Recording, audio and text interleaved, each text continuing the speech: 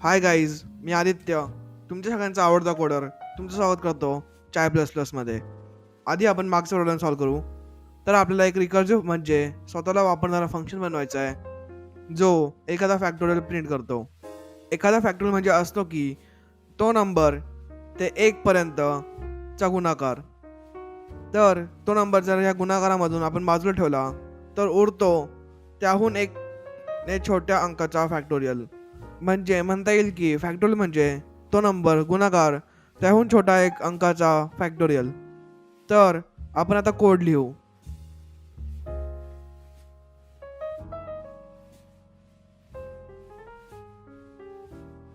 या कोडमध्ये तुम्हाला दिसेल मी एक आल्यावर एक परत करत आहे, नाहीतर तो अंक गुणाकार त्याचा एक अंक छोटाचा फॅक्टोरियल करत आहे. हा फंक्शन आपण वापरून बघूयात. फॅक्टोरियल 3 काढण्यासाठी कोड रन करून बघूया. तुम्हाला दिसेल फॅक्टोरियल 3 6 आला आहे व तो बरोबर आहे. आपण फॅक्टोरियल 5 पण काढून बघू. कोड रन केल्यावर तुम्हाला दिसेल की इथे फॅक्टोरियल 5 म्हणजे 120 आला आहे व ते बरोबर आहे. तर आता आपण शिकू ऑब्जेक्ट म्हणजे काय असतं. ऑब्जेक्ट सरळ आणि साध्या सोप्या भाषेत युजरने स्वतःहून आधीच असलेला डाटा टाईप वापरून बनवलेला नवीन डाटा टाईप. तर आता या नवीन डाटा टाईपमध्ये आपण आधीच्या डाटा टाईपचे व्हेरिएबल स्टोअर करू शकतो व ते बाहेर काढू शकतो व त्या डाटा टाईपचे स्वतःचे वेगवेगळ्या पद्धतीमध्ये फंक्शन देखील आपण बनवून वापरू शकतो ज्या त्या डाटा टाईपशी निगडीत आहेत. हे कसं करायचं तर तुम्हाला जावामध्ये यासाठी नवीन फाईल बनवायला लागेल. आपण इथे नवीन फाईल बनवूयात. नवीन फाईल बनवण्यासाठी तुमचा प्रोजेक्ट जो आहे त्यावर क्लिक करायचा आहे व सोर्सवरती जाऊन राईट क्लिक करून न्यू मध्ये जायचं आहे व न्यू क्लासवर क्लिक करायचं आहे. इथे तुम्ही डाटा टाईपला जे नाव देणार आहे ते नाव द्यायचं आहे. मी इथे कार म्हणून नाव देत आहे. इथे नवीन डाटा टाईप क्रिएट झाला आहे कार नावाचा. या कर्ली ब्रॅकेटच्या आत आपण या कारमध्ये कोणकोणते व्हेरिएबल असणार आहेत व कोणकोणते फंक्शन असणार आहेत ते आपण डिक्लेअर करणार आहोत किंवा लिहिणार आहोत. इथे या क्लासमध्ये तुम्हाला मेन फंक्शन लिहायची गरज नाही. जी फाईल आपण रन करतो त्या फाईलमध्येच मेन फंक्शन असावा लागतो. आता कोणताही फंक्शन किंवा व्हेरिएबल बनवण्याआधी तुम्हाला त्यापुढे पब्लिक, प्रायव्हेट किंवा प्रोटेक्टेड लिहायला लागेल. पब्लिक म्हणजे आपण लिहिलेला व्हेरिएबल किंवा फंक्शन या क्लासच्या ब्रॅकेटच्या बाहेर ही वापरू शकतो किंवा काढू शकतो. प्रायव्हेट म्हणजे आपण लिहिलेला व्हेरिएबल किंवा फंक्शन या क्लासमध्येच वापरू शकतो. प्रोटेक्टेडचा अर्थ आपण नंतर शिकू. तुम्ही जर काहीच नाही लिहिलं तर बाय डिफॉल्ट तो फंक्शन किंवा व्हेरिएबल पब्लिक मानला जातो. जर पब्लिक, प्रायव्हेट, प्रोटेक्टेड आत्ता समजलं नसेल तर थोड्या व्हिडिओ अजून बघा, तुम्हाला नक्कीच समजेल. या संपूर्ण संरचनेला क्लास असे म्हणतात व इथे आपण एक क्लास बनवला आहे. आपण इथे कार या नावाचा क्लास बनवला आहे. त्यामध्ये आपण 2 स्ट्रिंग व्हेरिएबल बनवू, एक मॉडेल व दुसरा कलर. त्यांना आपण पब्लिक बनवू व आपण एक इंट व्हेरिएबल बनवू स्पीड नावाचा जो प्रायव्हेट आहे व एक पब्लिक फंक्शन बनवू तो स्पीडची व्हॅल्यू युजरला देतो. तिथे मला स्टॅटिक लिहायची गरज नाही. स्टॅटिक काय करतं आपण थोड्या वेळाने शिकणार आहोत. व तुम्हाला मी एक सांगतो, तुम्ही कोणताही क्लास बनवला त्यामध्ये तुम्हाला एक स्पेशल फंक्शन बनवायलाच लागतो, तो म्हणजे कन्स्ट्रक्टर. हा फंक्शन पहिल्यांदा या नवीन डाटा टाईपमध्ये व्हॅल्यू देताना मदत करतो. या फंक्शनचं डेटा टाईप हे नवीन डाटा टाईपच असतं व आपण ते कधीच त्याच्या आधी लिहित नाही. आपण फक्त पब्लिक लिहायचं आहे व त्यापुढे क्लासचं नाव लिहायचं आहे.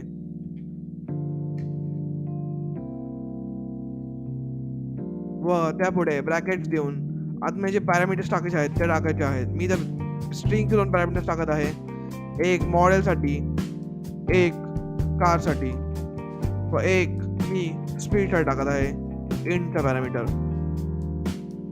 व इथे मी मॉडेलची व्हॅल्यू देत आहे, कलरची व्हॅल्यू देत आहे व स्पीडची व्हॅल्यू देत आहे. आता आपण शिकूयात नवीन डाटा टाईप बनवायचा कसा. मेन क्लासमध्ये येऊ. तिथे तुम्हाला लिहायचं आहे या व्हेरिएबलच्या क्लासचं नाव व त्यापुढे तो डाटा टाईप ज्या व्हेरिएबल मध्ये जाणार आहे त्याचं नाव लिहायचं आहे.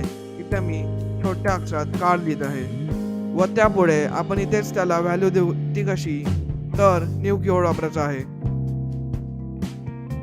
व त्यापुढे कन्स्ट्रक्टरला बोलवायचं आहे. कन्स्ट्रक्टरचं नाव कार होतं व त्याच्यामध्ये पॅरामीटर्स होते. एक स्ट्रिंग पॅरामीटर होता मॉडेलसाठी,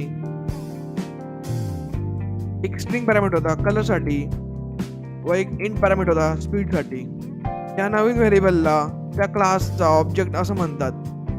काही डेटा टाइप्सला क्लास नसतो, ते हे आहेत. हे आपण किंवा कोणीही बनवलं नसून कॉम्प्युटर व कोडिंग लँग्वेजमध्ये आधीपासून फिट होते, तर त्यांना डेटा टाइप किंवा प्रायमरी डेटा टाइप असे म्हणतात व युजरने किंवा कोणी दुसऱ्याने बनवलेल्या डेटा टाइपला ऑब्जेक्ट असे म्हणतात. आता आपण इथे शिकूयात कोणते ऑब्जेक्टचं व्हेरिएबल किंवा फंक्शन कसा वापरायचा किंवा काढायचा. इथे आपण प्रिंट करू व्हेरिएबलचं मॉडेल.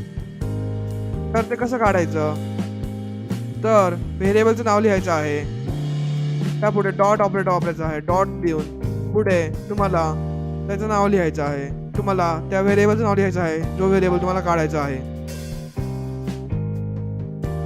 आपण हे प्रिंट करून बघितल्यावर तुम्हाला दिसेल कारचा मॉडेल प्रिंट होईल व इथे कारचा मॉडेल प्रिंट झाला आहे. आपला कोड बरोबर आहे. तुम्हाला जर कोणता फंक्शन वापरायचं असेल तर डॉट देऊन त्या फंक्शनचं नाव लिहायचं आहे व पुढे पॅरामीटर्स द्यायचे आहेत ब्रॅकेट्समध्ये. कोड रन करून बघितल्यावर तुम्हाला दिसेल की इथे 40 प्रिंट झाला आहे व कारची स्पीड प्रिंट झाली आहे. हे आपण फंक्शन नुसार आणलं आहे.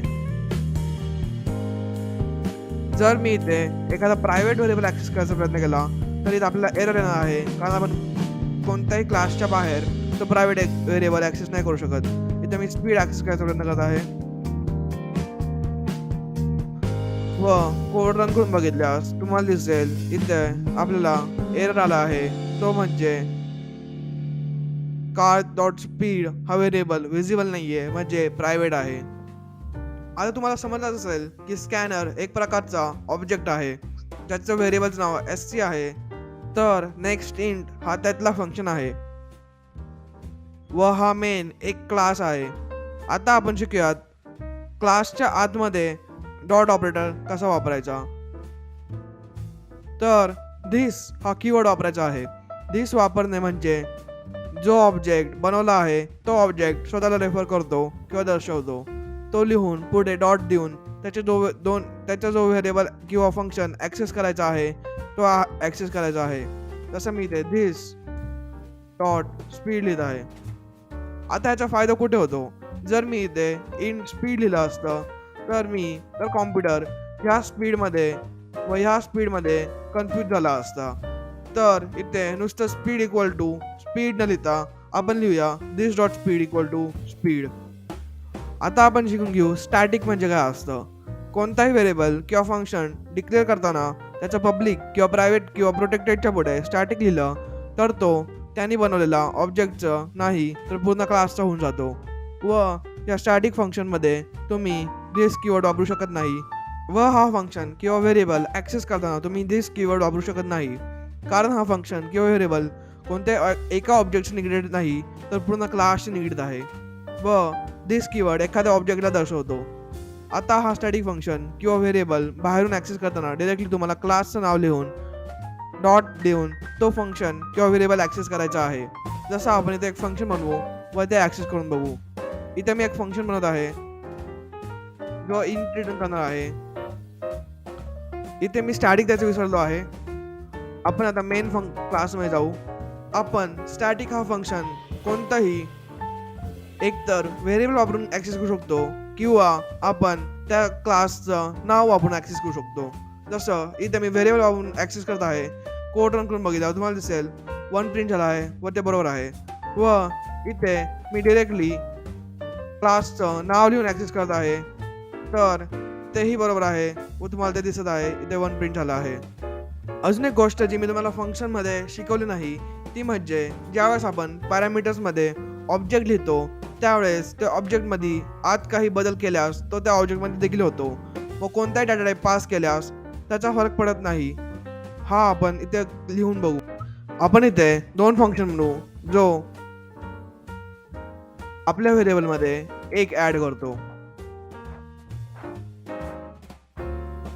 व आपण अजून एक फंक्शन म्हणू ऍड1 नावाने तो स्पीड मध्ये एक ऍड करतो.